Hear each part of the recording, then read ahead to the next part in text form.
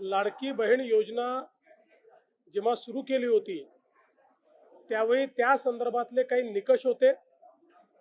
त्या निकषाच्या आधारावर बहिणींना अर्ज करायला सांगितलं होतं आणि कागदपत्रांच्या पूर्ततेला वेळ लागेल म्हणून ही मुभा दिली होती की त्यांनी सेल्फ सर्टिफिकेशन करायचं, म्हणजे त्यांनी जे सांगितलं ते सत्य मानून आपण त्या ठिकाणी त्यांना लाडक्या बहिणीचा लाभ देणं सुरू केलं।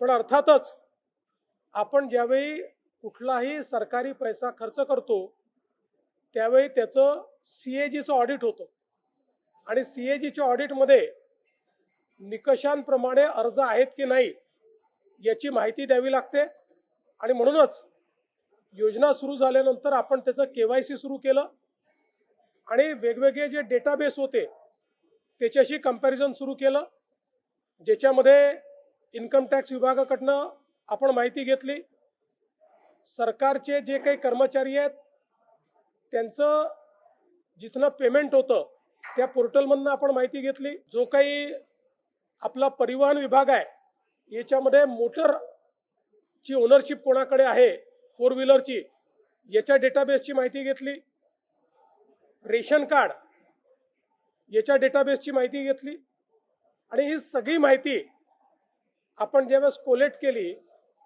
त्यावेळी असं लक्षात आलं की 5 लाख लोक असे आहेत ज्यांच्या घरी सरकारी नोकरी आहे, 14,000 तर पुरुषच निघाले, जवळपास 10 लाख असे निघाले की ज्यांचं उत्पन्न 2.5 लाखापेक्षा जास्तीचं आहे।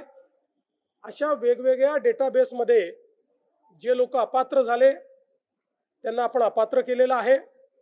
त्यासोबत आपण हे सांगितलं होतं केवायसी करून घ्या, म्हणजे जे काही माहिती तुम्ही सादर केलेली आहे ती आतापर्यंत सत्य मानण्यात आली, आता त्याची कागदपत्र द्या। पण मोठ्या प्रमाणात केवायसी झाली नाही। आता एक गोष्ट आपण लक्षात घ्या की ज्यांना अर्ज करता येतो, सेल्फ सर्टिफिकेशन करता येतं, त्यांना केवायसी करता येत नाही असं मानणं काही योग्य नाही। पण जवळपास 9 महिने सातत्याने पाठपुरावा केल्यानंतरही ज्यांनी केवायसी केली नाही ते अर्थातच कुठला तरी एखादा निकष पार पाडत नाही म्हणून त्यांनी केवायसी केली नाही। आणि म्हणून हे जे काही आता या ठिकाणी जवळपास जे काही तुम्ही सांगितलं 60 लाख 80 लाख जो काही आकडा तुम्ही दिलेला असेल, तर ते लोक या योजनेच्या पात्रतेचे निकष हे पूर्ण करताना दिसत नाही। जवळपास 1,70,00,000 महिला, थोडं आकडा कमी अधिक असेल 3-4 हजार, पण 1,70,00,000 महिला ज्या आहेत या निकष पूर्ण पार करतात, त्यांची केवायसी झालेली आहे, त्यामुळे त्यांना लाडक्या बहिणीचे पैसे मिळतच राहतील। ज्यांनी केवायसी केली नाही त्यांना आता आम्ही पैसे देणार नाही, पण त्यांना दिलेले पैसे आम्ही वसूलही करणार नाही।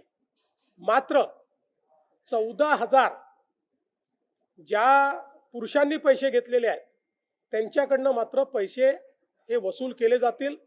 त्यामुळे नीट सायंटिफिक प्रोसेसने या सगळ्या गोष्टी केल्या आहेत आणि आजही यांच्यापैकी कोणी जर केवायसी करणार असेल तर आम्ही विंडो ओपन करायला तयार आहोत आणि त्यांना लाभ द्यायला तयार आहोत।